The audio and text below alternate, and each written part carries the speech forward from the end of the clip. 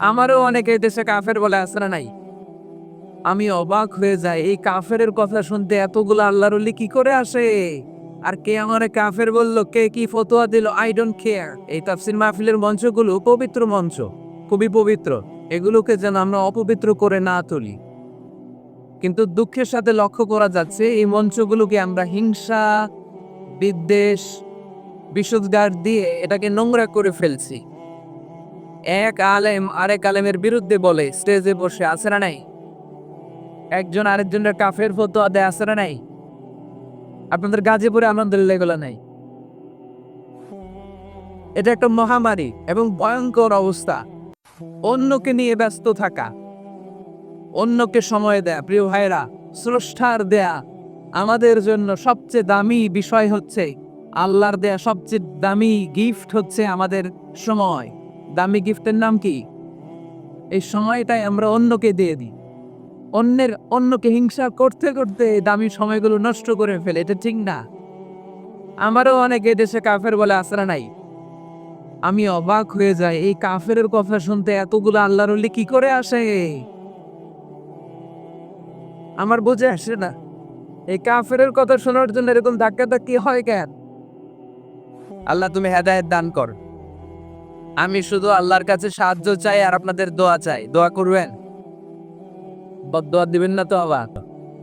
আর কে আমারে কাফের বললো, কে কি ফতোয়া দিল, আই ডোন্ট কেয়ার। ওইদিকে আমি তাকাই না, এর কারণ পিছনের দিকে তাকানোর সময় আমার নাই। চিল্লা এখন ঠিক কিনা? সিংহ, সিংহ,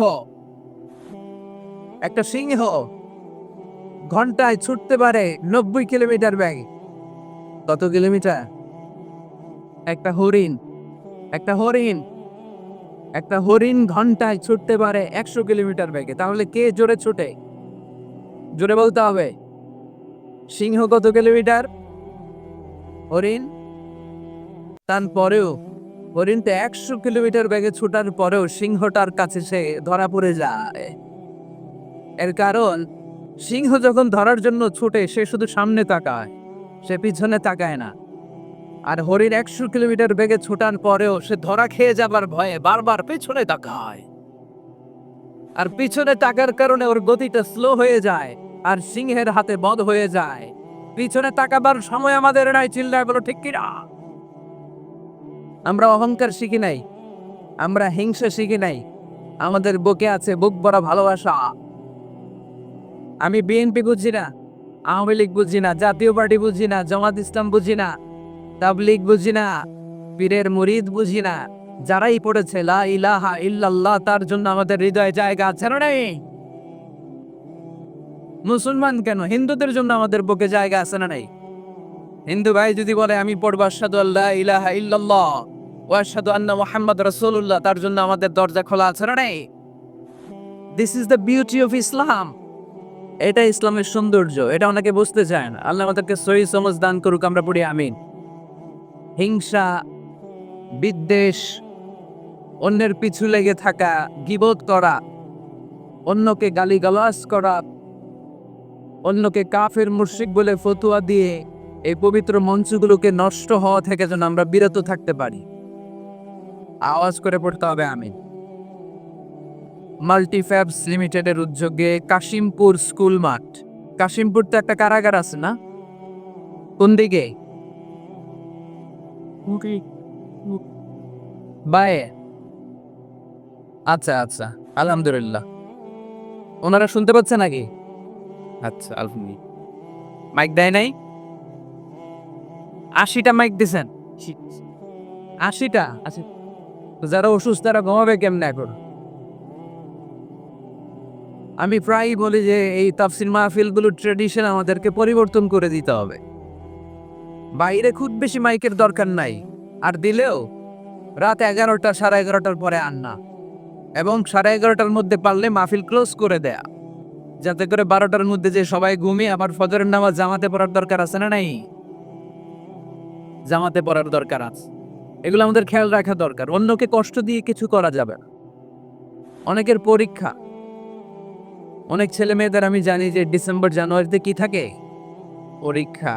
অনেকে অসুস্থ থাকে, আবার অনেক হিন্দু ভাইরা আছে, তাদেরকে জোর করে আমাদের তাফসীর শোনানোর কোনো দরকার নাই। লা ইকরাহা ফিদ্দিন, দিনে জবরদস্তি নাই, বাড়াবাড়ি নাই। This is the beauty of Islam. এটাই ইসলামের সৌন্দর্য। আমরা ইসলামের সৌন্দর্যকে প্রকাশ করব। আমরা ন্যারো মাইন্ডেড হব না। আমাদের নবী কি ন্যারো মাইন্ডেড ছিলেন না ব্রড মাইন্ডেড ছিলেন? আমরাও ব্রড মাইন্ডেড হব। রাজি আছেন তো সবাই? আল্লাহ তুমি তৌফিক দাও। নিজের পায়ে দাঁড়াতে চাই। কার পায়ে? আমরা স্বাবলম্বী হতে চাই। কি হতে চাই? কাজ করার অনেক সুযোগ আছে। Just you have to generate new ideas, priceless ideas. You have to generate this. আপনাকে নতুন নতুন আইডিয়া দিতে হবে। নতুন নতুন আইডিয়া দিলেই আপনি মার্কেটে হিট করে ফেলবেন। আজকে সব গোমর ফাঁস করে দিয়ে গেলাম। কোটিপতি আর মিলিয়নিয়ার, বিলিয়নিয়ার হালাল পন্থায় যারা হতে চাও, your job is just produce new idea. নতুন নতুন কি লাগবে? আইডিয়া লাগবে। আইডিয়ার অনেক দাম। এই যে কিছুদিন আগে উবার নামে একটা কোম্পানির নাম শুনেছো তোমরা? কি নাম? গাজীপুরে চলে, শুধু শহরে না, ঢাকায়। আমি ওদের ব্যাপারে একটা রিপোর্ট করে অবাক হয়েছি। এই উবারের কোনো পুঁজিপাতি কিছু নাই। ওদের কিছু অফিস আর স্টাফ, মানুষের গাড়ি দিয়ে ওরা ব্যবসা করে। মানে কইয়ের তেল দিয়ে কি ভাজে? কই ভাজে। এটাও বোঝেন আপনারা? কইয়ের তেল দিয়ে কই ভাজা। ওরা just they launch a company and they set up some staff. Company আছে, স্টাফ আছে, আর একটা মোবাইল অ্যাপস আছে। এই মোবাইল অ্যাপসের মধ্যে দিয়ে where you intend to go, কোথায় যেতে চান লিখবেন, কোন জায়গা থেকে যেতে চান লিখবেন, গাড়ি এসে হাজির। আপনি টাকা পে করে দিবেন, ওই টাকার একটা পার্সেন্টেজ ওই কোম্পানির মধ্যে চলে যাবে। What an idea! সারা বিশ্বে এখন শুরু হয়েছে। আমেরিকার সান ফ্রান্সিসকো একটা স্টেট আছে, সেখান থেকে তারা এই উবারের কার্যক্রম শুরু করেছে। 775টা শহরে উবারের এই অপারেশন কার্যক্রম চালু হয়েছে। 63টা দেশে ওদের সেন্টার আছে। আমাদের ঢাকাতেও আছে নাই? আমি অবাক হলাম, 2018 সালে ওদের প্রফিট, ওদের রেভিনিউ হচ্ছে 11.27 billion US dollar, 11.27 billion dollar. Could you imagine that? আপনি কি কল্পনা করতে পারেন বসে বসে অন্যের গাড়ি দিয়ে, অন্যের মাল সামান দিয়ে, অন্যকে ঘাটিয়ে কোটি কোটি টাকার ব্যবসা? তারপরে এই যে আমাদের প্রত্যেকের একটা অ্যাকাউন্ট আছে এক জায়গায়, কি নাম? কি বুক? কি বুক? সবাই জানে? হুজুর আপনারও আছে? মাশাআল্লাহ। এই যে ফেসবুকের জন্য আমরা খেটে যাচ্ছি, দিন দিন নাই রাত নাই, আমরা যে স্ক্রলিং করছি, লাইক দিচ্ছি, শেয়ার দিচ্ছি, we all are the staff of Facebook. আমরা সবাই ফেসবুকের এমপ্লয়ি, কাজ করে যাচ্ছি। Just idea. এই আইডিয়া দেওয়ার কারণে কোটি কোটি বিলিয়ন ডলারের ওর মালিক বানায় দিছে কে? এজন্য নতুন নতুন আইডিয়ার দরকার আছে না নাই? আমাদের বাংলাদেশের ছেলেদের ভালো আইডিয়া আছে, তার প্রমাণ ওরা বানাইছে উবার, আমরা বানাইছি পাঠাও। আমরা বানাইছি কি? পাঠাওয়ে চড়ছেন কারা কারা দেখি? ওরে আল্লাহ, all are the smart guys. মাশাআল্লাহ, হাত নামা। পাঠাও তো উবারের চেয়ে অনেক দুর্দান্ত আইডিয়া। প্রাইভেট কার যেতে পারে না জ্যামের মাঝখানে, কিন্তু পাঠাও হচ্ছে মোটরসাইকেল রাইড, চিপা চাপা দিয়ে চলে যায়। আছে না নাই? তো এরপরে নতুন কি আসবে, এই দায়িত্বটা তোমার। তোমার মাথা থেকে বের করতে হবে এন্টারপ্রেনারশিপ। নতুন করে উদ্যোগী হতে হবে। এই ভাইয়ের মতো বিলিয়নিয়ার হতে চাও, মিলিয়নিয়ার হতে চাও, you have to generate new ideas. নতুন নতুন আইডিয়াই তোমাকে হালাল পন্থায় বিলিয়নিয়ার বানাতে পারে, ঠিক কি না? আত্তাজিরা সাদুক আলামিন মা'আন নাবিয়্যিন ওয়াস সিদ্দীকিন ওয়াশ শুহাদাই ওয়াস সালিহিন। আমানতদার, সত্যবাদী ব্যবসায়ী কিয়ামতের দিন নবীদের সাথে, শাহীদদের সাথে, সিদ্দীকিনদের সাথে, সৎ কর্মশীল ব্যক্তিদের সাথে দাঁড়িয়ে যাবে। চিৎকার করে পড়েন সুবহানাল্লাহ। এজন্য নতুন নতুন যত আইডিয়া আছে, এগুলো আমাদের মাথা থেকে বের করতে হবে। তাহলেই আমাদের ব্যবসায় বরকত দিবে কে? সম্মানিত সুধী, তাই বলছিলাম, আমরা নিজের পায়ে দাঁড়াতে চাই, আমরা কিছু করে দেখাতে চাই, আমরা স্বাবলম্বী হতে চাই।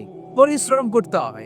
পরিশ্রমের কোনো বিকল্প নেই। There is no alternative way to struggle. Struggle তোমাকে করতেই হবে। কেউ তোমার জন্য স্পেস তৈরি করে দিবে না। এই পৃথিবীতে কেউ কাউকে জায়গা দেয় না। এই পৃথিবীতে এসে জায়গা করে নিতে হয়। চিৎকার দিয়ে বলো ঠিক কিনা? হুঙ্কার দিয়ে পৃথিবীবাসীকে জানিয়ে দিতে হয় আমি এসেছি। মায়ের পেট থেকে যখন আমরা বেরোই, আমরা কি বলি? ওয়াও ওয়াও বলে নিজের অস্তিত্বের জানান দেই যে আমি এসেছি। এই পৃথিবীতে আমি জায়গা করে নিতে এসেছি। Life is not a bed of roses. এই পৃথিবী ফুলের বিছানো সজ্জা নয়। এখানে কষ্ট করতে হবে, পরিশ্রম করতে হবে, ঘাম ঝরাতে হবে। পরিশ্রমের ঘামে যে লোনা পানি থাকে, ওই লোনা পানিতে জন্ম নেয় সফলতার বীজ। এজন্য পরিশ্রম করতে হবে। সব নবীরা পরিশ্রমী ছিলেন, সব নবীরা কাজ করেছেন। সূরা জুমার এই 10 নম্বর আয়াতে আল্লাহ তাআলা আমাদেরকে মোটিভেট করে শিখাতে চেয়েছেন যে স্বাবলম্বী হও, নিজের পায়ে দাঁড়াও, কাজের সময় কাজ, নামাজের সময় নামাজ। আজকে এই স্লোগানটা এই মাহফিলের শুরুতে, মাঝখানে, শেষে বারবার বলে আমরা মুখস্থ করে নিয়ে যাব। কাজের সময়, সবাই বলেন নাই তো? সবাই বললে তো এই প্যান্ডেল কাঁপতে শুরু করবে। কাজের সময় এইভাবে আওয়াজ করতে হবে। পারা যাবে? নামাজের সময়, কাজের সময়, নামাজের সময়, সিনেমা দেখার সময় দেখা যাবে না? কাজের সময়, নামাজের সময়, এটা মনে থাকবে? মুখস্থ করা যাবে তো? আল্লাহ রাব্বুল ইজ্জা সূরাতুল জুমার 10 নম্বর আয়াতে মূলত আমাদেরকে এই মেসেজটাই দিতে চেয়েছেন। কাজের সময় কাজ, নামাজের সময়। فإذا قضيت الصلاة فانتشروا في الأرض وابتغوا من فضل الله واذكروا الله كثيرا لعلكم تفلحون। সুবহানাল্লাহ পড়ে। আল্লাহ বললেন যখন তোমাদের নামাজ শেষ হয়ে যায়, ফাইদা কুদিয়াতিস সালাত, যখন সালাত শেষ হয়ে যায়, ফান্তাশিরু ফিল আরদি, জমিনে ছড়িয়ে পড়ো, ওয়াবতাগু মিন ফাদলিল্লাহ, আল্লাহর দেয়া ফজল তালাশ করো, রিজিক তালাশ করো। ওয়াজকুরুল্লাহা কাসীরান, আল্লাহর জিকির বেশি বেশি করো। লাআল্লাকুম তুফলিহুন, তোমাদেরকে সফল বানায়া দিবে কে? সিস্টেমটা খেয়াল করেন। ফাইদা খুদিয়াতিস সালাহ, যখন সালাত শেষ, ফান্তাশিরু ফিল আরদ, when you are done with your salah, spread out to your workplace, তোমার কাজের জায়গায় চলে যাও। নাকি মসজিদে বসে থাকবেন? নামাজ শেষে কি করতে হবে? কাজের জায়গায় চলে যেতে হবে। এটা ইসলামের নিয়ম, এটা বিশ্বনবীর সুন্নাহ, এটা আল্লাহর দেয়া পদ্ধতি। ফাইদা কুদিয়াতিস সালাতি, যখন সালাত শেষ হয়ে যাবে, ফান্তাশিরু ফিল আরদ, জমিনে ছড়িয়ে পড়ো, ওয়াবতাগু মিন ফাদলিল্লাহ, আল্লাহর রিজিক তালাশ করো। জমিনের মধ্যে আল্লাহর ফাদাল আছে, রিজিক আছে, এই রিজিক গুলো তালাশ করো। মসজিদে বসে থাকলে এই ফদল বা রিজিক কি পাওয়া যাবে? যাবে না। মসজিদে ঢুকলে রহমত পাওয়া যায়। গাজীপুরের ভাইয়ের আওয়াজ তুলে বলেন, মসজিদে ঢুকলে কি পাওয়া যায়? এজন্য মসজিদে যখন আমরা ঢুকি, কোন পা দিয়ে ঢুকি? ডান পা দিয়ে ঢুকেই আমরা বলি আল্লাহুম্মা ফতাহলি আবওয়াবা রাহমাতিক, O Allah, open for us the door of your mercy. আল্লাহ আমাদের জন্য আপনার সব রহমতের দরজাগুলো খুলে দেন। কারণ মসজিদে ঢুকলেই রহমত দেয় কে? আর মসজিদ থেকে যখন বের হই তখন রহমত নয়, তখন পাওয়া যায় ফদল। যে ফদলের কথা আল্লাহ ইয়াতে বললেন, ওয়াবতাগু মিন ফাদলিল্লাহ, এই ফদল মানে হচ্ছে রিজিক। তাই মসজিদ থেকে যখন বেরোই, কোন পা দিয়ে বেরোই? আর কি দোয়া পড়ি? আওয়াজ করে বলেন, আল্লাহুম্মা ইন্নী আসআলুকা মিন ফাদলি, মানে হে আল্লাহ, আমি আপনার কাছে আপনার ফদল চাই, রিজিক চাই। দুনিয়ার কেউ রিজিক দিতে পারে না, রিজিক দিতে পারে কে? এই রিজিক আমি আপনার কাছে চাই। আবার আল্লাহ বললেন, হুয়াল্লাযী জাআলা লাকুমুল আরদা যালুলা ফামশু ফি মানাকিবিহা ওয়া কুলু মির রিজকি ওয়া ইলাইহিন নুশুর। তিনি তো এমন সত্য যিনি তোমাদের জন্য জমিনটারে বানিয়েছেন সাহালাতুল মাসালিক, সহজে হাঁটা যায়, চলা যায়, চারা বীজ রোপণ করা যায়, চাষাবাদ করা যায়। আল্লাহ বললেন, জমিনের আনাচে কানাচে ঘুরে বেড়াও, জমিনের মধ্যে তোমাদের জন্য রিজিক রেখে দিয়েছে কে? এই জমিনের সব জায়গায় রিজিক আছে। আপনি জমিনের পাহাড়ে যাবেন, পাহাড়েও রিজিক আছে। জানেন পাহাড়ে কি চাষ হয়? হ্যাঁ, জুম চাষ হয়। বাংলাদেশের পাহাড়ে জুম চাষ হয়। আর মালয়েশিয়ার পাহাড়গুলোতে সব চাষ হয়। মালয়েশিয়া একটা জায়গা আছে ক্যামেরুন হাইল্যান্ড, ভাই গেছিলেন নাকি? ৬,০০০ ফিট উপরে, ঠান্ডা, প্রচন্ড ঠান্ডা। আমি প্রায় যাই, ওখানকার চা বাগানের স্নিগ্ধ হাওয়া আমাকে টানে খুব। বাতাসটা খুবই ক্লিন, ভাল লাগে। ওই ক্যামেরুন হাইল্যান্ডে ৬,০০০ ফিট উপরে ওরা করেছে ফুলের বাগান, ফলের বাগান, চায়ের বাগান, স্ট্রবেরির বাগান, মধুর চাষ করে। আর এই ৬,০০০ ফিট উপরে এই ভেজিটেবলস আইটেমগুলো দিয়ে তারা পুরো মালয়েশিয়ার খাদ্যদ্রব্যের যত সংকট, সব সংকট তারা দূরীভূত করেছে। সুবহানাল্লাহ পড়েন। তো ওনারা পাহাড়ের উপর চাষ করে, আর আমরা সমতল জায়গায় চাষ করতে চাই না। চাষাবাদ করতে আমাদের লজ্জা লাগে। কি লাগে? যুবক ভাইয়েরা, কাজে কোনো লজ্জা নেই। কাজে কি নেই? পরিশ্রমে লজ্জা নেই। লজ্জা হচ্ছে অলসতায়, লজ্জা হচ্ছে অকর্মণ্যতায়। আমরা কাজ করে খেতে চাই, পরিশ্রম করে খেতে চাই। রাজি আছো সবাই? এখন অনেকে রুফ গার্ডেনিং করে। রুফ গার্ডেনিং মানে ছাদের, বাসার ছাদের উপরে কি সুন্দর পেঁপে গাছ, আম গাছ।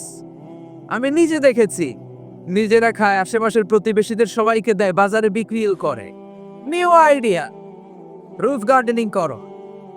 তারপর একসাথে হাঁসের চাষ হয়, পানিতে হাঁসগুলো ভেসে বেড়ায়, আর নিচে মাছের চাষ হয়। এরকম অনেক যুবক আছে যারা এগুলো করে করে স্বাবলম্বী হয়েছে। আমরা এগুলো করতে চাই না, আমাদের লজ্জা লাগে। আমাদের হোটেলের বেসিয়ারি করতে লজ্জা লাগে, ছোট্ট ফুচকার দোকান দিতে আমাদের লজ্জা লাগে, কিন্তু বিশ্বনবীর ছাগল চড়াতে কোনো লজ্জা লাগতো না। কাজে কোনো লজ্জা আছে? লজ্জা কিসে তাইলে? অলসতায়। আওয়াজ করে বলো, লজ্জা কিসে? অলসতা করা যাবে না। অলসতাকে আজকের প্রোগ্রাম থেকে আমরা না বলে দিব। আমরা অলসতাকে বলে দিব নো। অলসতাকে আমরা কি বলবো? নো। আমরা অলস হতে চাই না। আমরা খেতে খেতে চাই, ঘাম ঝরাতে চাই। পরিশ্রমের ঘামের লোনা পানিতে জন্ম নেয় সফলতার বীজ। আমরা সফল হতে চাই, ঠিক কিনা? এজন্য অলসতা করা যাবে না, কাজ করতে হবে। আল্লাহ রাসূল সাল্লাল্লাহু আলাইহি ওয়াসাল্লাম এবং সাহাবারা আমাদেরকে কাজের প্রতি উৎসাহিত করেছেন। সাইয়েদনা ওমর ফারুক রাদিয়াল্লাহু তাআলা আনহু, নাম শুনেছেন? কত নাম্বার খলিফা? সবাই বলেন। ১ নাম্বার খলিফার নাম কি? ২ নাম্বার খলিফার নাম? ৩ নাম্বার? ৪ নাম্বার? রিদওয়ানুল্লাহি তাআলা আলাইহিম আজমাইন। ওমর ফারুক সাধারণ কোন সাহাবী ছিলেন না। তিনি এমন সাহাবী ছিলেন, বিশ্বনবী সাল্লাল্লাহু আলাইহি ওয়াসাল্লাম বলেছেন, আমার পরে কোনো নবীও নাই, রাসূলও নাই, তবে আমার পরে যদি কেউ নবী হতো, আমার ওমর নবী হয়ে যেত। বিশ্বনবী বলছেন, লা নাবিয়্যা বা'দি ওয়ালা রাসূলা, আমার পরে কোনো নবী নাই, রাসূল নাই। লাউ কানা বা'দি নাবিয়্যুন লাকানা ওমর, তবে আমার পরে যদি নবী হওয়ার কোয়ালিটি আমার কোন সাহাবীর মধ্যে থেকে থাকে, আমার ওমরের মধ্যে সেই কোয়ালিটি আছে। প্রভু তুমি বলেছ রাসূল দেবে না, বলনি দেবে না ওমর, বলনি দেবে না হামজা তারি, কালি দেবী জয় সমর। প্রভু তুমি বলেছ রাসূল দেবে না, বলনি দেবে না ওমর, বলনি দেবে না হামজা তারিক, খালি দিবি জয় সমর। প্রভু তুমি বলেছ রাসূল দেবে না। সুবহানাল্লাহ করে ওমর ফারুক রাদিয়াল্লাহু তাআলা আনহু।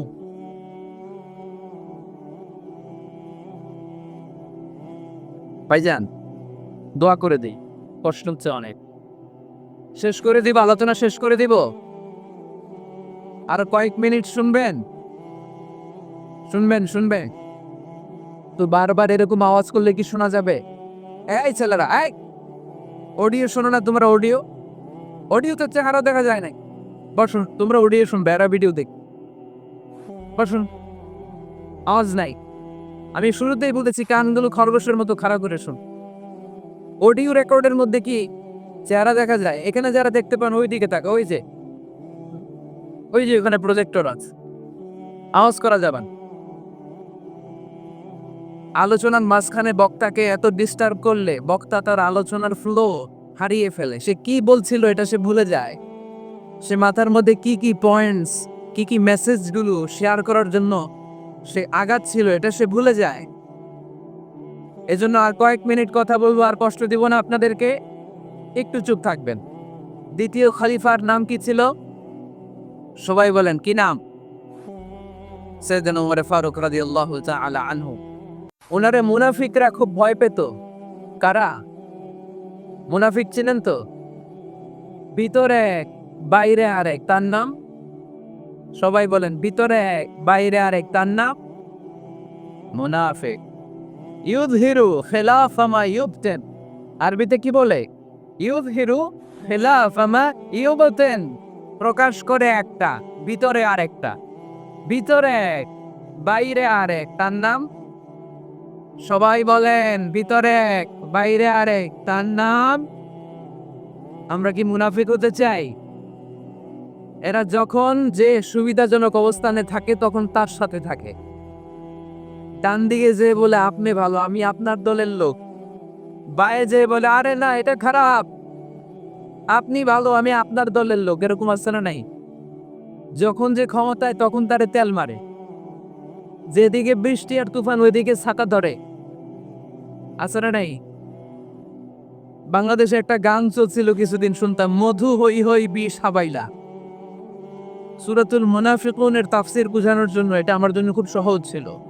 মধু হই হই বিষ হাবাইলা, বলে মধু, বলে কি? বাটির মধ্যে নিয়ে আসছে, বলে এটা মধু, বলে কি? আসলে এটা কি? জোরে বলেন। আমরা কি মুনাফিক হতে চাই? না, আমরা কি হতে চাই? মুনাফিকরা হচ্ছে এদিকেও যায় না, আবার ওদিকেও যায় না। মুযাবযাবিন, they all the time long in dilemma, they don't know where to go, they don't know where to proceed, কোন দিকে যাবে জানে না, ডানেও না বায়েও না, নেহি এদার নেহি ওদার, দারমিয়ান মে সাদার বাদার। এরকম আছে না? উপর দিয়া ফিটফাট, ভিতর দিয়া সদরঘাট। সদরঘাট এখনো ফিটফাট হয় নাই। তো মুনাফিকের অবস্থা হচ্ছে উপরে ফিটফাট, ভিতরে সদরঘাট। আমরা কি মুনাফিক হতে চাই? কি হতে চাই? মুমিন হতে চাই। এই মুনাফিকের দলগুলো মদিনাতুল মুনাওয়ারাতে ওমরে ফারুককে খুব ভয় পেত। ওমরে ফারুককে দেখলে তারা থার থার করে কাঁপতো। শুধু মুনাফিকরাই নয়, খোদ ইবলিস শয়তানও সাইয়েদনা ওমরে ফারুককে দেখলে ভয় পেত। আমরা আমাদের ছেলে মেয়েদেরকে যদি খাবার না খায় আমরা কি বলি? আম্মু খাবার খাও। কি আসবে? ভূত আসবে, বিড়াল আসবে, বাঘ আসবে। এগুলো গাজীপুরে বলে না বোধহয়। আপনাদের ছোট্ট মেয়েটা যদি রাত্রে খেতে না চায়, আপনারা লোকমা তুলে কি বলেন? এই তাড়াতাড়ি খাও, কি আসবে? ভূত, ভূত আসবে। তো মদিনার সমাজে মদিনার ছোট্ট কচিকাঁচা সোনারমণিরাও রাতে খেতে চাইতো না। মদিনাতুল মুনাওয়ারার মায়েরা রাত্রিবেলা খাবার নিয়ে বাচ্চাদেরকে বলতো, মা তাড়াতাড়ি খাও, হা হুয়া ইয়াতি ওমর, ওই যে ওমর আসতেছে, ওমর ইসলামের দ্বিতীয় খলিফা। আশাদ্দুহুম ফি আমরিল্লাহি আমর, আল্লাহর জমিনে আল্লাহর দ্বীন বাস্তবায়নের জন্য সবচেয়ে শক্তিশালী ছিল ওমর। চিল্লায় করেন সুবহানাল্লাহ। এই ওমরে ফারুক রাদিয়াল্লাহু তাআলা আনহু যে রাস্তা দিয়ে হাঁটতো, শয়তান ওই রাস্তা রেখে দিয়ে অন্য রাস্তা দিয়ে হাঁটতো। মা সালাকা শাইতানু ফাজ্জান সালিকান ইল্লা সালাকা ফাজ্জান গায়রা ফাজ্জিক। বিষ্ণু বলছেন, ওমর, শয়তান তোমারে দেখে এত ভয় পায়, তুমি যে রাস্তা দিয়ে হাঁটো, শয়তান তোমারে দেখলে ওই রাস্তা রেখে দিয়ে অন্য রাস্তা দিয়ে হাঁটে। চিল্লায় পড়েন সুবহানাল্লাহ। এদিকে কি হয়েছে? লোড বেশি হয়ে গেছে। এলাকায় কি এটি সবচেয়ে বড় মাঠ? এর চেয়ে বড় মাঠ আর নাই। কি হয়েছে ওইখানে? কি হয়েছে? ধাক্কা আসছে, ধাক্কা। বসেন না, একটু বসেন না।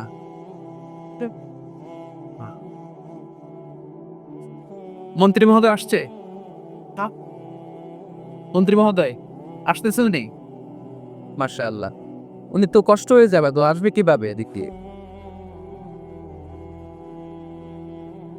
একটু জিকির করে লা ইলাহা। সিদেরি দিবল।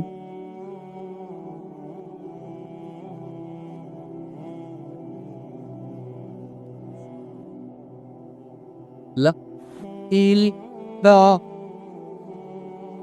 এম।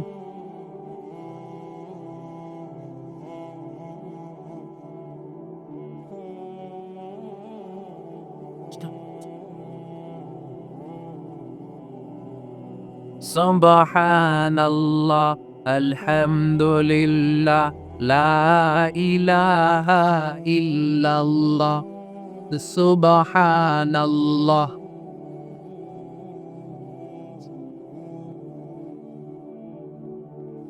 আল্লাহ নামের জিকির করবে যারা, আল্লাহর কাছে প্রিয় তারা। আল্লাহর কাছে প্রিয় যারা, জান্নাতে প্রবেশ করবে তারা।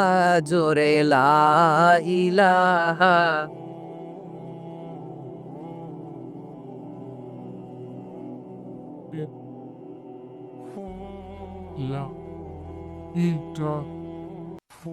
লা ইলাহা ইল্লাল্লাহ, লা ইলাহা।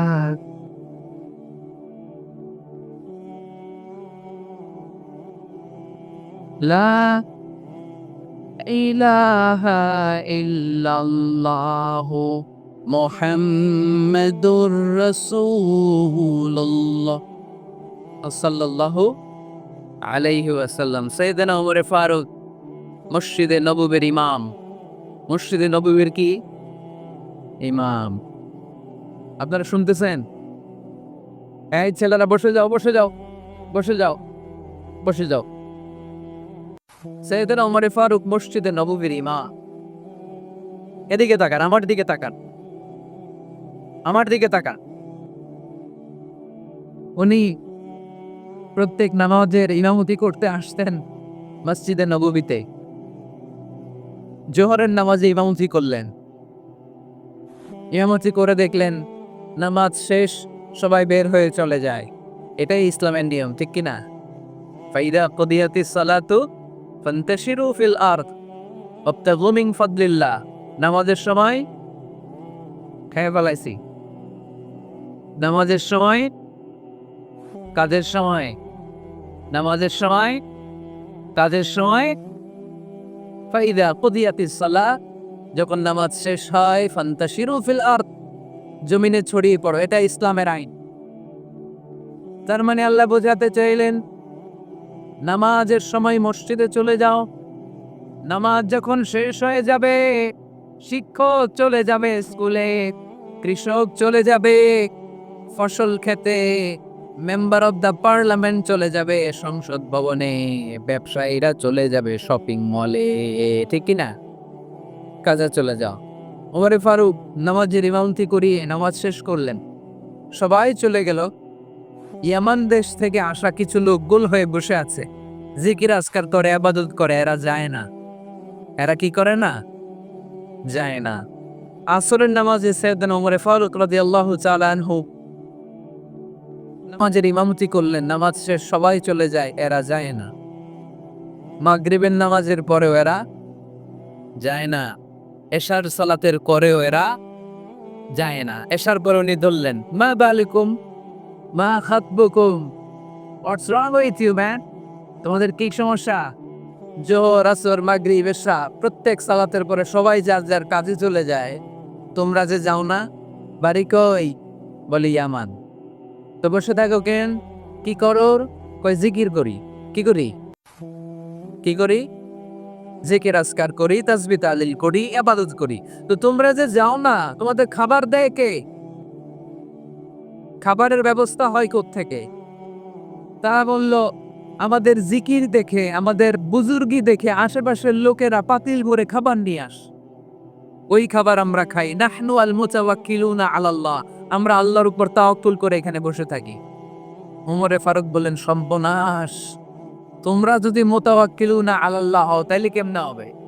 তোমরা তো মুতাওয়াক্কিলুনা আলাল্লাহ নাও, তোমরা হচ্ছ আল মুতাওয়াক্কিলুন বা'দুকুম আলা বা'দ, আল্লাহর উপর তাওয়াক্কুলকারী নয়। তোমরা যারা পাতিলের মধ্যে করে খাবার নিয়ে আসে তাদের উপর তাওয়াক্কুল করে বসে আছো, ঠিক কি না? তোমাদের জিকিরও চলে, আবার মাথায় টেনশনও চলে, পাতিল কি ছোট আসবে না বড় আসবে, খাবারে আমার ভাগেরটা থাকবে কি থাকবে না, টেনশন আছে না নাই?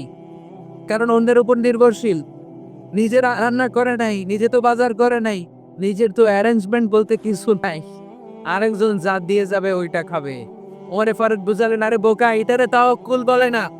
তোমার সাধ্যে যতটুকু আছে তার সবটুকুন করার পরে তুমি তাওয়াক্কুল করবে একজনের উপর, তিনি কে? এক সাহাবী বললেন, ইয়া রাসূলুল্লাহ, ইয়া হাবিবাল্লাহ সাল্লাল্লাহু আলাইহি ওয়াসাল্লাম, আমি অনেক দূর থেকে সফর করে এসেছি, এই যে আমার ওটের রশিটা, এটা ছেড়ে দিয়ে যদি আমি ঘুমিয়ে যাই, আল্লাহর উপর তাওয়াক্কুল করি, আমার ওটটা বসে থাকবে নাকি? বিষ্ণু বললেন, না, এটারে তাওয়াক্কুল বলে না। ওটের রশি রেখে দিয়ে ঘুমাইলে তোমার ওট দৌড় দিবে। এ আকিলহা সুম্মা তাওয়াক্কাল আলাল্লাহ, ওটের রশিটা আগে দড়ি দিয়ে ভালো করে গাছের সাথে বাঁধো, তারপরে তাওয়াক্কুল করবা একজনের উপর, তিনি কে? আগে বাঁধতে হয়, তারপরে তাওয়াক্কুল, আগে কাজ করতে হবে, তারপরে তাওয়াক্কুল। এক লোক বড় হুজুরের কাছে দোয়া চাইছে, হুজুর আপনি দোয়া করবেন আল্লাহ যেন আমার একটা ছেলে সন্তান দেয়। কি দেয়? কথা বুঝে নাই বোধহয়। কি দেয়? ছেলে সন্তান দেয়। তো হুজুর অনেক দোয়া করে দিছে, বড় হুজুর, আল্লাহ তারে তুমি ছেলে সন্তান দিও। তো ছেলে সন্তান হয় নাই। তার পরের বছর এসে আবার হাজির, হুজুর একটু দোয়া করেন আমার জন্য আল্লাহ একটা ছেলে সন্তান দেয়। হুজুর আবার দোয়া করলেন, কিন্তু ছেলে আর হয় নাই। পরের বছর এসে আমার হাজির, হুজুর একটু দোয়া করেন। কি দোয়া করবো বাপ? বলে, হুজুর দোয়া করেন আল্লাহ যেন আমার একটা ছেলে সন্তান দেয়। হুজুর আবার দোয়া করলেন। এর পরের বছর এসে আবার হাজির, কয় হুজুর ছেলে সন্তান। হুজুরকে ঘটনা কি? ঘটনা কি? এর সন্তান হয় না কেন? বললো, বাবা তুমি কি বিয়ে করছো? কই না। সন্তান হবে কোত্থেকে? আগে তো বিয়ের পর্বটা সার, তারপরে তাওয়াক্কুল করবি কার উপর? বিষ্ণু বললেন, তাগদু খিমাসান তারুহু বিতানান, পাখিগুলোর মতো যদি সকালবেলা তাওয়াক্কুল করে বের হয়ে যাও, প্রতিটা পাখি, আপনাদের গাজীপুর এলাকায় পাখির বাসা আছে নাকি? কি পাখি আছে? বাবুই পাখি। হ্যাঁ, কি পাখি? সব আছে। তো এই পাখিগুলো এই গাজীপুরের বিভিন্ন গাছপালার উপরে যে নিড বানিয়েছে বাসা, দেখবেন সকাল বেলায় এই পাখিগুলো আল্লাহর উপর তাওয়াক্কুল করে বের হয়ে যায়। এই পাখিগুলো জানে কোন জায়গায় ওর রিজিক আছে। এই পাখিগুলোর রিজিকের ব্যবস্থা করলো কে?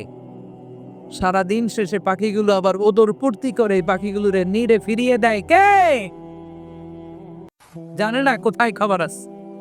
আমাদের ফ্রিজ আছে, ফ্রিজ, ডিপ ফ্রিজ, 7 দিনের বাজার করে ডিপ ফ্রিজের মধ্যে খাবার রেখে দেই। পাখিদের ডিপ ফ্রিজ আছে নাকি? আমাদের টাকা বেশি ঘরের মধ্যে হয়ে গেলে ব্যাংকের মধ্যে অ্যাকাউন্টে ফেলে দিয়ে আসি। পাখিদের কোনো ব্যাংক অ্যাকাউন্ট আছে নাকি? আহা, তারুহু তাগদু খিমাসান তারুহু বিতানান, সকালবেলা পাখিগুলো কিচির মিচির আল্লাহর জিকির করে বের হয়ে যায়। বিকেলবেলা প্রতিটা পাখির পেটে খাবার দিয়ে আবার ফিরিয়ে দেয় কে? এটার নাম তাওয়াক্কুল। ওমরে ফারুক বললেন, তোমরা যা করছো এটা তাওয়াক্কুল নয়। নামাজের পরে বের হয়ে যাবা, আল্লাহর জমিন যে আবাদ করবা, কৃষি কাজ করবা, ব্যবসা করবা, বাণিজ্য করবা, চাকরি করবা, আবার নামাজের সময় ঘরে আসবা, এর মাধ্যমে তোমার ঘরে যে হালাল রিজিকের ব্যবস্থা আল্লাহ করে দিবে, এটার নাম হলো তাওয়াক্কুল। পড়েন সুবহানাল্লাহ। আহ, গোটা জমিনটা আমাদের, গোটা জমিন আমাদের জন্য আল্লাহ দিয়েছেন। যেখানে যাবেন রিজিকের ব্যবস্থা আছে না নাই? আপনাদেরকে শোনাইছি না যে বাংলাদেশের পাহাড়ে কি চাষ হয়? ওখানে জুম রেখেছে আল্লাহ। মালয়েশিয়ার ক্যামেরন হাইল্যান্ডে আল্লাহ ফলের বাগান, ফুলের বাগান রেখেছে। আবার আপনি সাগরের মধ্যে নামলে রিজিক আছে না নাই? কি আছে? মাছ। সুবহানাল্লাহ কইবেন না? ولقد كرمنا بني آدم فحملناهم في البر والبحر ورزقناهم من الطيبات রব্বুল আলামিন বলেন, আমি পুরো বনি আদমকে সম্মানিত করেছি, জলস্থলে সব জায়গায় মানব জাতিকে বিচরণের সুযোগ করে দিয়েছি। আর মানুষের জন্য আমি আল্লাহ হালাল রিজিকের ব্যবস্থা করেছি। সুবহানাল্লাহ পড়েন। হালাল রিজিকের ব্যবস্থা আল্লাহ করেছেন। এজন্য everyone should be energetic, everyone should be active. আমাদেরকে অ্যাক্টিভ হতে হবে, এনার্জেটিক হতে হবে, শ্রম করে করে, কষ্ট করে করে আমাদেরকে আগাতে হবে। স্রষ্টা আমাদেরকে একটা যুদ্ধে ঠেলে দিয়েছেন, সংগ্রাম করে করে আমাদেরকে বেঁচে থাকতে হয়, ঠিক কিনা? এই জমিনে যখন আমরা এসেছি তখনই আমি সংগ্রাম করেছি। বিশ্বাস করেন, একজন স্বামীর এক ফোঁটা বীর্যের মধ্যে যদি 20 কোটি শুক্রাণু না থাকে, কয় কোটি? আরো জোরে। 20 কোটি শুক্রাণু যদি না থাকে, 20 কোটি বা 2 কোটি শুক্রাণু যদি না থাকে, তাহলে ওই শুক্রাণু থেকে কোনো মানব সন্তান মায়ের পেটে জন্ম নেয় না। তাহলে চিন্তা করেন, ওই 20 কোটি শুক্রাণুর মধ্যে আমি একটা শুক্রাণু, ঠিক কিনা? এতগুলো শুক্রাণু ডিম্বাণুকে আঘাত করে অ্যাক্টিভ হতে চেয়েছিল। ওই 2 কোটির মধ্যে বাকি সবগুলোরে হারিয়ে চ্যাম্পিয়ন হয়েছিলাম সেদিন মায়ের গর্ভে আমি। চিল্লায় বলো ঠিক কিনা? সেদিন আমার হাত ছিল না, সেদিন আমার পা ছিল না, আমার চোখ ছিল না, আমার রেসপিরেটরি সিস্টেম ছিল না, আমার ব্রেইন সচল ছিল না, আমার মামা ছিল না, আমার দাদা ছিল না, আমার গায়ে শক্তি ছিল না। ওই কঠিন পরীক্ষায় যদি 2 কোটি কম্পিটিটরকে আমি হারিয়ে বিজয় লাভ করতে পারি, এই জমিনের বুকেও আমার কেউ হারাতে পারবে না। চিল্লায় বলো ঠিক কিনা? আমরা এসেছি বিশ্বকে জয় করার জন্য, জয় করার জন্য। আবার যখন মায়ের পেট থেকে বের হই, তখন আমাকে সংগ্রাম করে বেরোতে হয়। এইখানে তোমরা আমার ছোট্ট সোনামণিরা সিজারে হইছো কারা কারা? দেখি সিজারে, যে হুজুর আমি সিজারে পৃথিবীতে এসেছি। হাত তোলো। কয়েকজন হাত তুলছে, মাশাআল্লাহ। ঠিক আছে, অসুবিধা নেই, হাত নামাও। এটা একটা প্রাকৃতিক নিয়ম। মায়ের পেট থেকে পৃথিবীতে আমরা এইভাবে আসি। কেউ প্রাকৃতিক পদ্ধতিতে আসি, কেউ সিজারে আসি। যারা সিজারে আসছে তারা এই কষ্টটা সহ্য করে নাই, তাদের অন্য ধরনের স্ট্রাগল পৃথিবীতে আসার পরে। কিন্তু আমরা যারা নরমাল প্রসেসে এসেছি, সেই সময়টার কথা খেয়াল করেন। আমাদের দেহের সাইজ অনেক বড়, আমাদের ওজন অনেক বেশি, কিন্তু আমাদের মায়ের যেই অঙ্গটা দিয়ে আমরা পৃথিবীতে এসেছি, ওই জায়গাটা বড় সরু। খুব ছোট্ট একটা জায়গা দিয়ে এই বিশাল দেহ নিয়ে আমাকে সংগ্রাম করে আসতে হয়েছে, ঠিক কিনা? এবং এটা ল্যাবরেটরিক্যালি প্রুভড, সায়েন্টিফিক্যালি অ্যাটাস্টেড যে এটা একজন বাচ্চার জন্য, নবজাতক নিউ বর্ন বেবির জন্য খুবই স্বাস্থ্যকর, খুবই হেলদি। কারণ এই ছোট্ট জায়গাটা দিয়ে, মায়ের ওই ছোট্ট অঙ্গ দিয়ে আমরা যে পৃথিবীতে আসি, আমাদেরকে একটা চাপ সহ্য করতে হয়। ওই চাপের কারণে আমার নাকের ভেতরে, কানের ভেতরে যে ধরনের দূষিত গ্লিসারিন আছে, পদার্থ আছে, এগুলো সব বের হয়ে যায়। আর এই প্রচন্ড চাপটা আমাদের দেহটাকে কর্ম সহিষ্ণু হয়ে গড়ে তুলতে সাহায্য করে। কোন সুবহানাল্লাহ। নিয়ে আসেন এখানে, নিয়ে আস শেষের দিকে। এভিডেভিট নাই, পরে হবে। তাহলে আপনারা দায়িত্ব নিয়ে এভিডেভিট করবেন, শুধু শাহাদা পড়বে আমার হাতে। ঠিক আছে, ফাইন। সেই দিন আমরা স্ট্রাগল করে পৃথিবীর বুকে এসেছিলাম। যেদিন মায়ের পেট থেকে যুদ্ধ করে আমাকে পৃথিবীতে আসতে হয়েছে, ওই দিন আমার কান ছিল? এখনকার মতো কানের শক্তি ছিল? এখন যে হাতে শক্তি, ওই শক্তি ছিল? ওই কঠিন পরিস্থিতিতে যদি আমি সংগ্রাম করে টিকে থাকতে পারি, বর্তমান সময়ে আমাদেরকে কেউ আটকায় রাখতে পারবে না, পারবে না। ইন্নাকা কাদিহুন ইলা রাব্বিকা কাদহান ফামুলাকি। আল্লাহ বললেন, ও বনি আদম, তোমাকে কষ্ট করতে করতে আমার কাছে আসতে হবে। আবার আল্লাহ বললেন, লাকাদ খালাকনাল ইনসানা ফি কাবাদ। আমি বনি আদমকে, দুনিয়ার সবগুলো মানুষকে কর্মসহিষ্ণু করে তৈরি করেছি। সুবহানাল্লাহ বলে। কর্মসহিষ্ণু। আমাদের এক একজন মানুষ যে আমরা কতটা কষ্ট আর ধৈর্য সহ্য করতে পারি, আপনি কল্পনাও করতে পারবেন না। নরমাল প্রসেসে আমাদের মা যেদিন আমাদেরকে ডেলিভারি দিয়েছিলেন, তখন আমাদের মা 57 ইউনিট প্লাস, সুস্থ মানুষ ব্যথা সহ্য করতে পারে 45 ইউনিট। কত ইউনিট? কিন্তু আমাদের মা যেদিন আমাদেরকে দুনিয়ার বুকে এনেছিলেন, সেদিন আমার মা, আপনার মা ব্যথা সহ্য করেছিল 57 ইউনিট প্লাস, 57 ইউনিটেরও বেশি। এই ব্যথাটা সাধারণ কোনো ব্যথা নয়। একটা অ্যাক্সিডেন্টে আপনার দেহের 20টা হাড় বা হাড্ডি ভেঙে গেলে যত ব্যথা, তার চেয়েও বেশি ব্যথা আমার মা সহ্য করেছিলেন। আমার মাকে ওই দিন এই ব্যথাগুলো সহ্য করার তৌফিক দিয়েছিলেন কে? তাহলে কি পরিমাণে কষ্ট সহিষ্ণুতার, কর্ম সহিষ্ণুতা নিয়ে যে আমরা জন্মাই, আমাদের কোনো ধারণাই নাই। এজন্য আমি প্রায় বলি, ছেলে মেয়েদেরকে, সন্তানকে ননির পুতুল করে গড়ে তুলবেন না। ছেলে মেয়েদেরকে কষ্ট সহিষ্ণু করে গড়ে তোলেন। প্রতিকূল পরিবেশে কি করে নিজের অস্তিত্ব জানান দিতে হয়, এমন করে আমরা আমাদের মুসলমান সন্তানদেরকে গড়ে তুলবো। চিল্লায় বলেন ঠিক কিনা? লাকাদ খালাকনাল ইনসানা ফি কাবাদ। আমি মানুষকে দুঃখ কষ্টের মধ্যে তৈরি করেছি। সালাম আলাইকুম। আল্লাহ আছে। আপনার সাথে ফোনে কথা হয়েছে? মোদেরম দেখে চেয়ার দেন, আছে? দেব দেব চপ্পল কি আছে কেনা?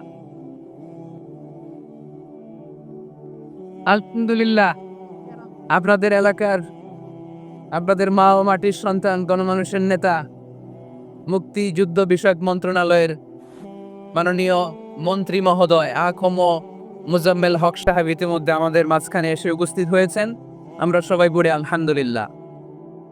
গত রাতে ওনার সাথে ফোনে কথা হয়েছে, তো আমি ভাবিনি যে এত ব্যস্ততার মধ্যে দিয়ে উনি চলে আসবেন। আপনাদের কাজেই ব্যস্ত থাকতে হয়। আমরা আসলে অনেকে জানি না যে এমপি মন্ত্রীরা কতটা ব্যস্ত থাকে। জনপ্রতিনিধিরা আপনাদের নানা কাজে, নানা জায়গায় ব্যস্ত থাকতে হয়, বিভিন্ন মিটিং। ওই দিন আমি কুমিল্লা জেলার ডিসি সাহেবের সাথে একটা মিটিং ছিল, দেখলাম যে অনেক লোক ওখানে ভিড় করে আছে। আমি যে ছোট্ট একটা সালাম বিনিময় করব, মিটিংটা সার্ব সুযোগই হচ্ছিল না। অনেক ব্যস্ত থাকে ওনারা। তারপরেও ওনাদের ব্যস্ত মুখর মূল্যবান সময়গুলো থেকে কিছু সময় আমাদের জন্য দিয়ে আজকের প্রোগ্রামে হাজির হয়েছে। আমরা মোবারকবাদ জানাই। সম্মানিত সুধী, আমরা বলছিলাম কাজের সময়, আরো জোরে বলতে হবে, কাজের সময়, নামাজের সময়, আর ভরসা করতে হবে একজনের উপর। তিনি কে? কাজে কোনো লজ্জা আছে? লজ্জা কিসে? অলসতায়। আমরা অলস হতে চাই না। রসুল দত্তলে দুঃখানু শয়তান, অলস মস্তিষ্ক শয়তানের আড্ডাখানা। আমরা নিজের পায়ে দাঁড়াতে চাই, আমরা স্বাবলম্বী হতে চাই, আমরা সাস্টেনেবল ডেভেলপমেন্ট গোলের পক্ষে, আমরা মিলেনিয়াম ডেভেলপমেন্ট গোলের পক্ষে, আমরা বাংলাদেশকে উন্নতির শিখরে নিয়ে যাওয়ার পক্ষে। চিল্লায় বলেন ঠিক কিনা? আমরা আগে দুনিয়ার কল্যাণ চাই, এটা ইসলামের নিয়ম। আগে কি আখেরাত চাই না আগে দুনিয়া চাই? জোরে বলেন। আরে দুনিয়াতে ভালো থাকলেই তো আখেরাতে ভালো থাকবেন। এজন্য আল্লাহ আমাদেরকে শিখালেন, পড়া রব্বানা আতিনা ফিদ দুনিয়া হাসানা ওয়া ফিল আখিরাতি হাসানা ওয়া কিনা আযাবান নার। আয় আমাদের রব, এই দুনিয়ার বুকে আপনি আমাদেরকে কল্যাণ দেন, আখিরাতের বুকে আপনি আমাদেরকে কল্যাণ দেন, আগুনের শাস্তি থেকে আল্লাহ আপনি আমাদেরকে বাঁচিয়ে দেন। পড়ে না আমি? তাহলে আগে দুনিয়া, তবে দুনিয়াকে হৃদয়ে স্থান দেয়া যাবে না। দুনিয়াকে বশ করে হাতে নিব, কিন্তু হৃদয়ে থাকবে আখেরাত। জোরে বলতে হবে ঠিক কি না?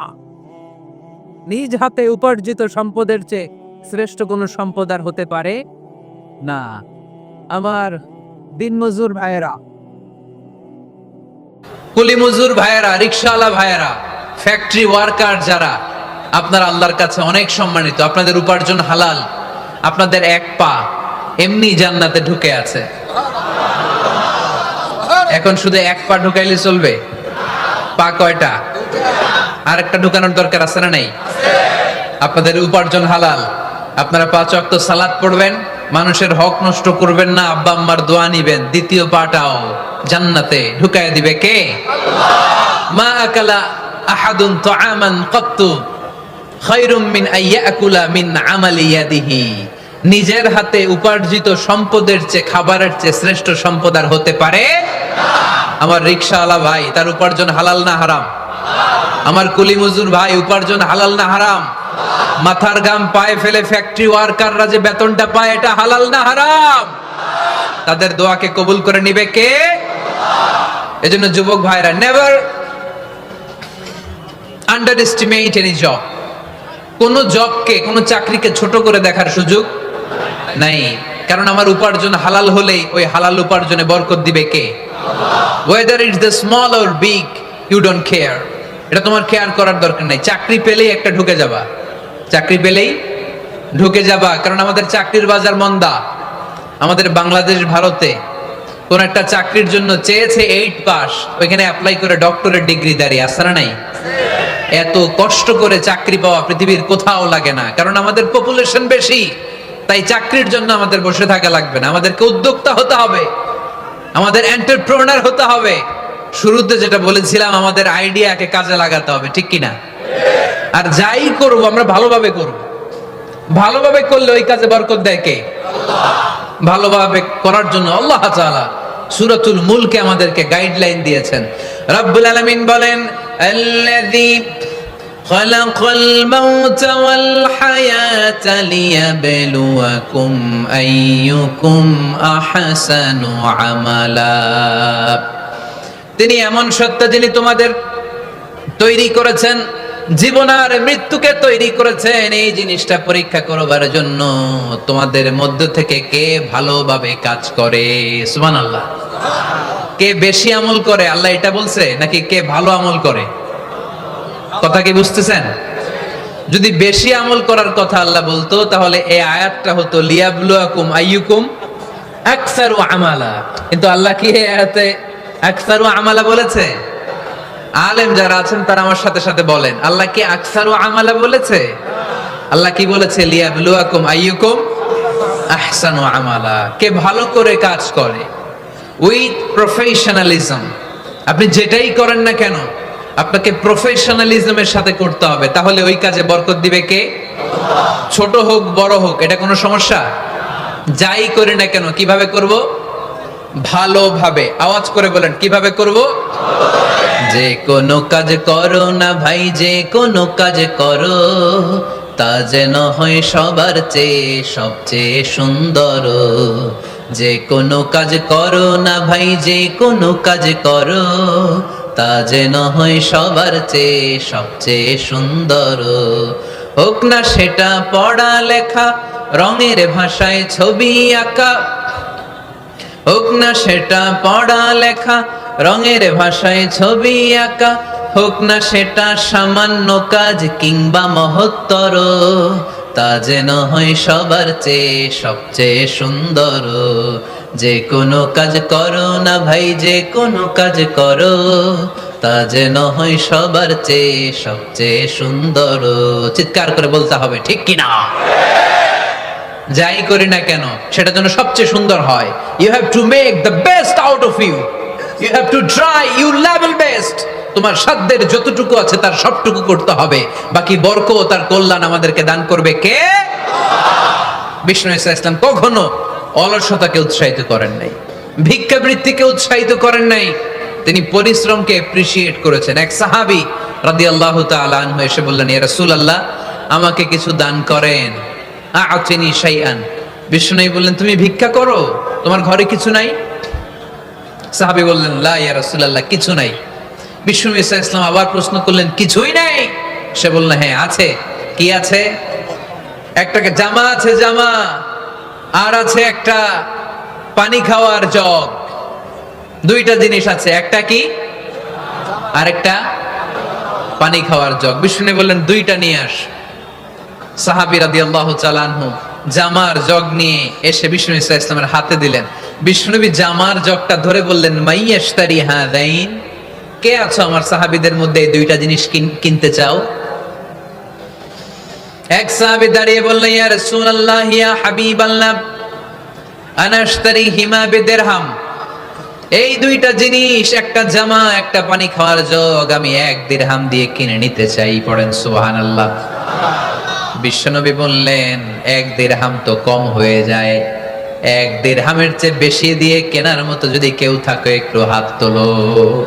মাইয়াজিদু আলা যালিক, এর চেয়ে বেশি দাম দিয়ে কেনার মতো কেউ আছো নাকি? আরেক সাহাবী হাত তুলে বললেন, ইয়া রাসূলুল্লাহ, ইয়া হাবিবাল্লাহ, আশতারিহিমা বিদিরহামাইন, আমি 1 দিরহাম নয়, আপনার সম্মানে 2 দিরহাম দিয়ে জিনিসগুলো কিনে নিতে চাই। 2 দিরহাম।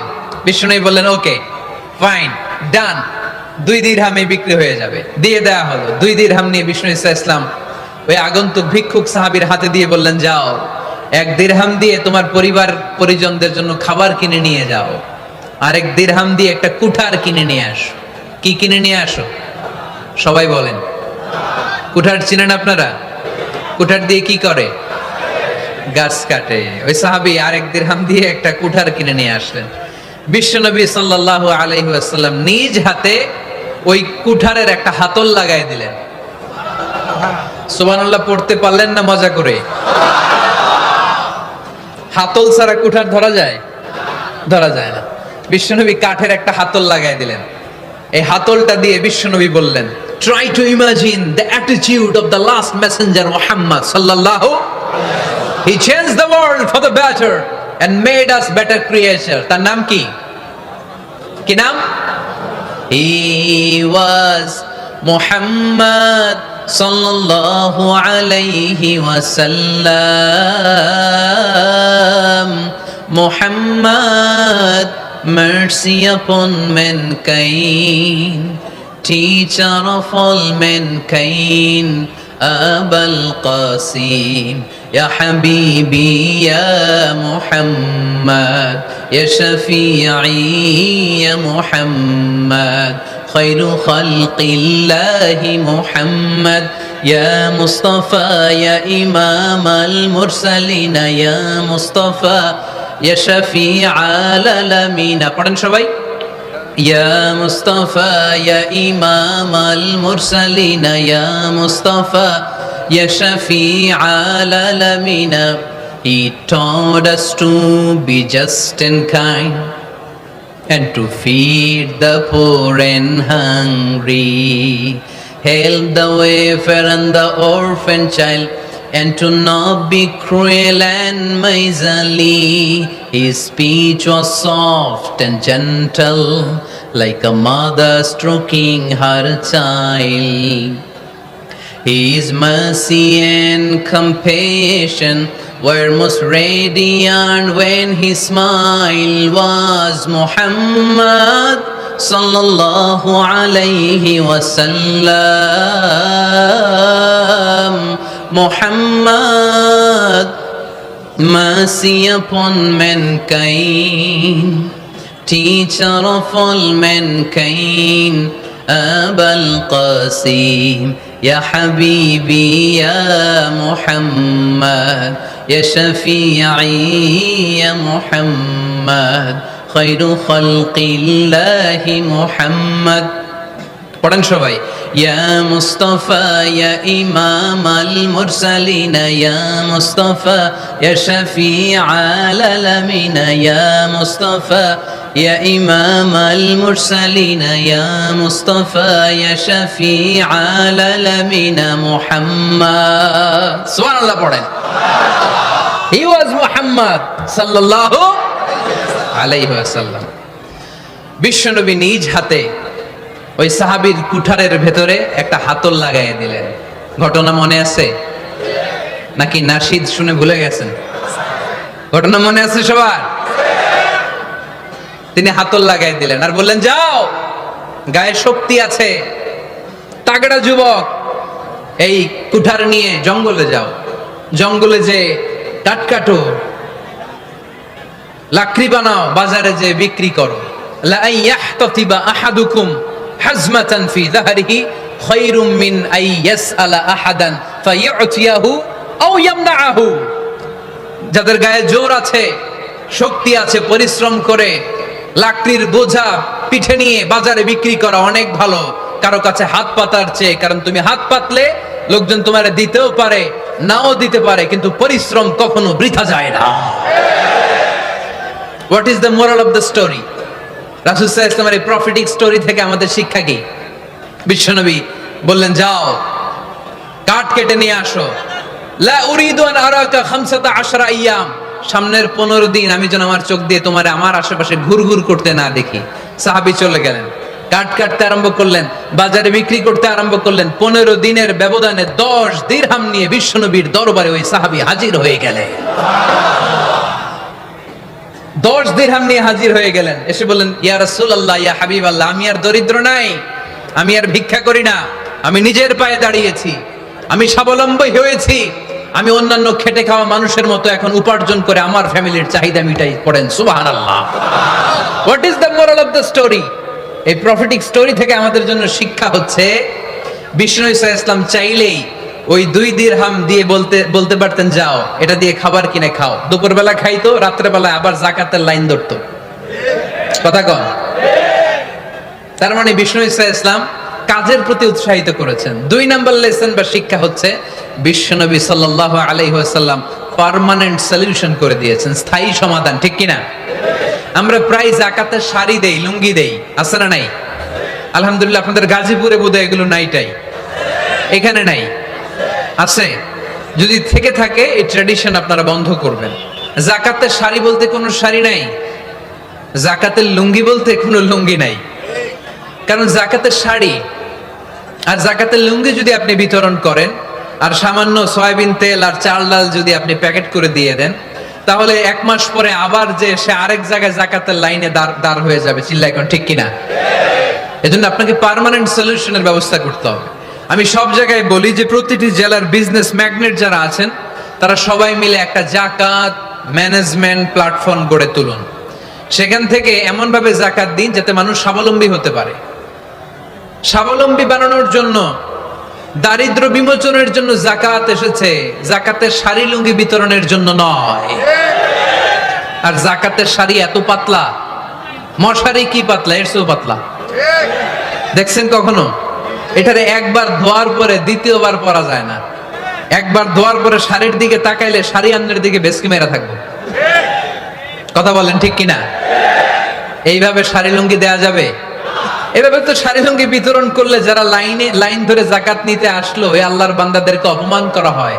আর আল্লাহ বললেন, ওয়ালাকাদ কাররামনা বানি আদম, আমি পুরো বানি আদমকে সম্মানিত করেছি। ফেরেশতার সম্মান বেশি না মানুষের? বুঝে শুনে বললেন, কার?